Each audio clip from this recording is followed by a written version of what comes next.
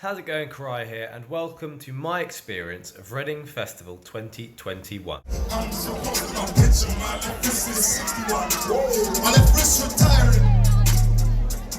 So this video is not going to be like a vlog because I didn't actually vlog much when I was there. It's just going to be me sitting down and running through my experience and a little look at the act and everything that we went to see. I didn't really want to vlog it whilst I was there because I wanted to sort of live in the moment, and I knew that I could put this together afterwards, but hopefully it's still enjoyable to watch. So yeah, if you enjoy this video, make sure to like and subscribe, and I've got a few ideas of what to come.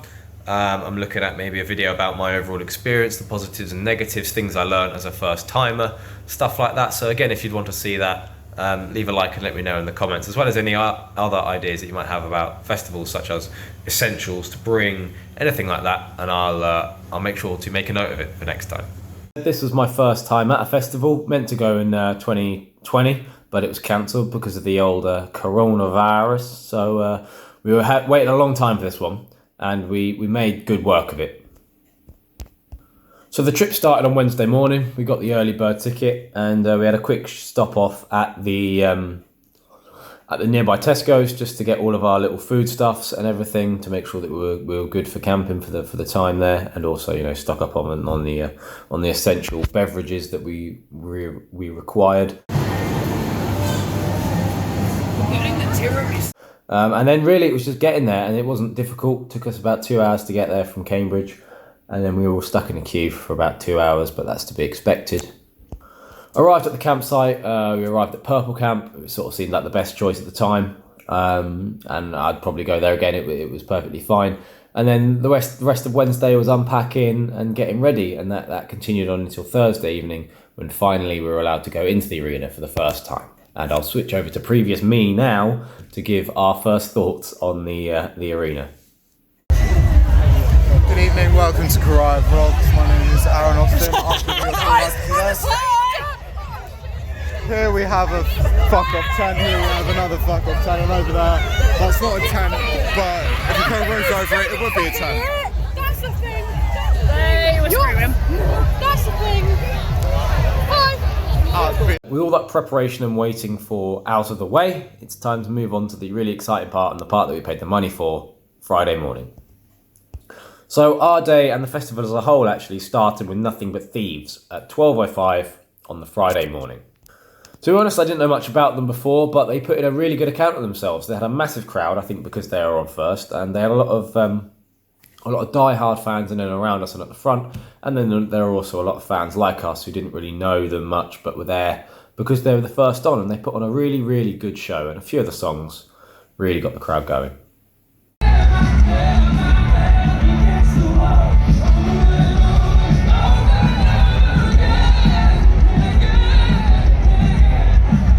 But Thieves, we headed off for some lunch. We got some cheesy chips and chicken, like chicken select and cheesy chips types thing. Cost us about, I think it was 14 quid for chicken and chips, but that's festivals for you. And while they were on, we watched a bit of the Snuts, who were surprisingly good, actually. Very, very Scottish, but drew quite a big crowd, and were just nice to listen to in the background, really, whilst we chomped down on our expensive lunch.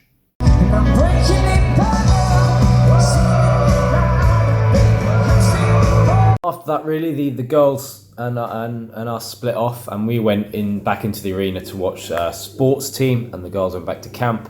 And I feel like at some point in every festival, you have to have a point where you go in right at the front and do a mosh pit. And for us, that was sports team. Got there a little bit late, so I only saw half of M5, which is a bit disappointing. But we got right to the front, got right involved, and really they put on a brilliant show. I know they claim to be the world's best live band, but judging by that performance, you can't argue with it, really. That was one of my festival highlights.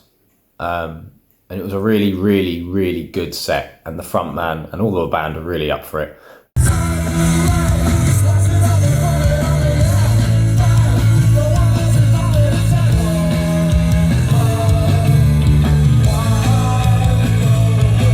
It was just a great 40 minutes, really.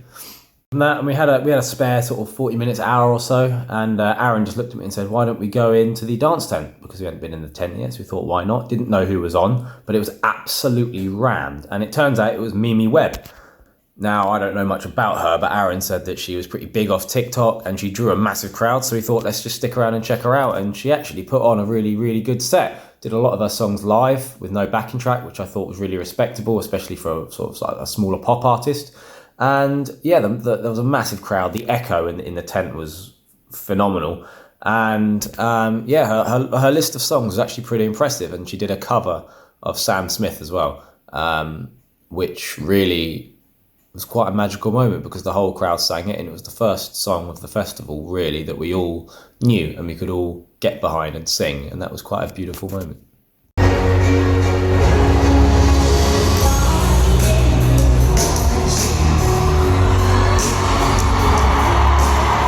Established the fact that I've just had a shower, something which was very much missed at Reading.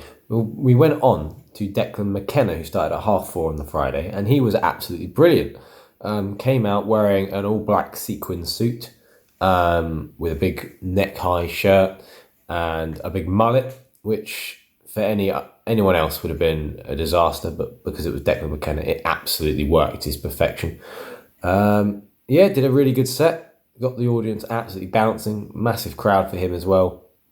And he gave off a really Elton John vibe, especially for his song Astronaut, where he sat down and played the piano and really had that Elton John type of feel. Brazil, as always, absolutely popped off. And the crowd were really up for it. The sun was out. He looked phenomenal with his dress and he had the songs to boost. So he was very, very impressive.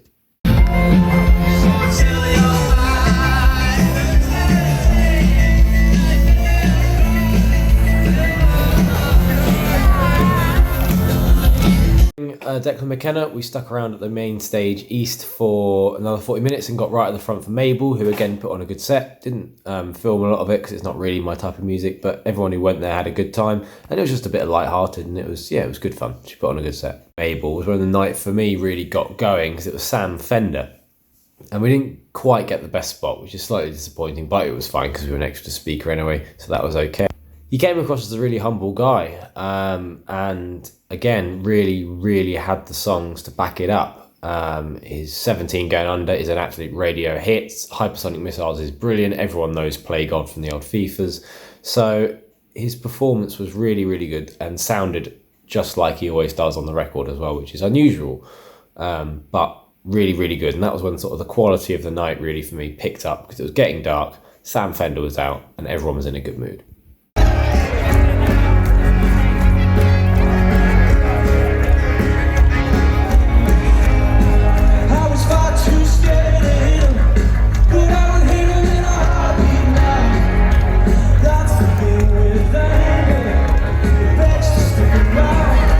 Went back to camp to just put our feet up for a little bit and have a little bit of food because at this point we've been in the arena from 12 until sort of 7, 8-ish. So we went back for about half an hour and then went back into the arena to catch the majority of Capturing the Bottle men. They again were solid. You could tell they'd been at it a long, long time. And I think they actually announced that they were splitting up after Leeds. And it did sort of show. They sort of lacked quite a lot of spark, but their songs were good. And they still had a level of energy, so no complaints.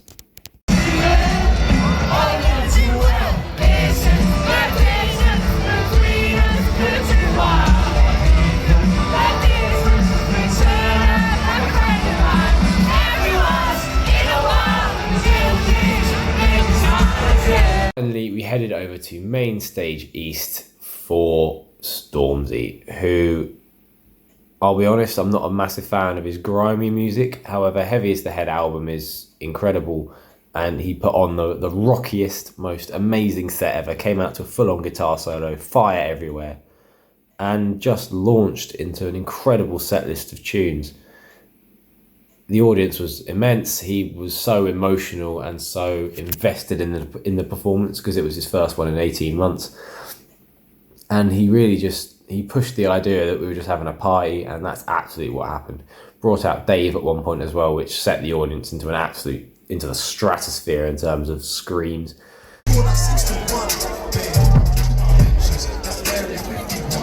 I'm so My left wrist is 61. My left wrist retiring. My apprentice trying to get down sugar. There's no way I can do the fools on my AP costs 31. Millimeters 41. Stick him up with a stick. To the shorter one. And he just absolutely nailed the night. Yeah, he really was the perfect way to open the festival, and he had an hour and a half slot, and I was absolutely thoroughly entertained throughout. So well done, Stormzy, great headline slot.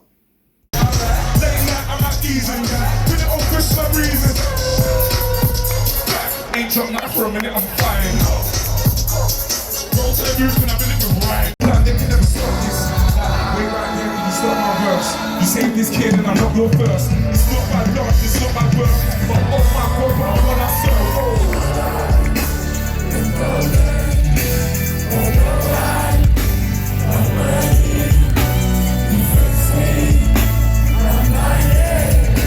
Are you okay?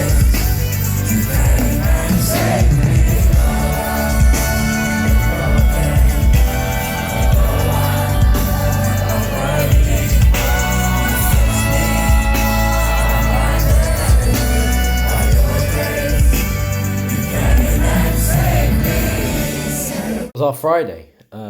We could have quite easily gone on to the silent disco, but our legs were killing by this point, and it was shut on the Thursday, so everyone was heading there for the Friday, so we thought we'd just go back to camp. Didn't actually make it to the silent disco at any point, which is slightly disappointing, but hopefully if we go next year, that's something to tick off the list. But it was just way too busy on the Friday night, and our legs hurt a bit as well, so we thought we'll get back to the camp before everyone gets back and try and get some shut-eye in terms we're ready for a busy Saturday.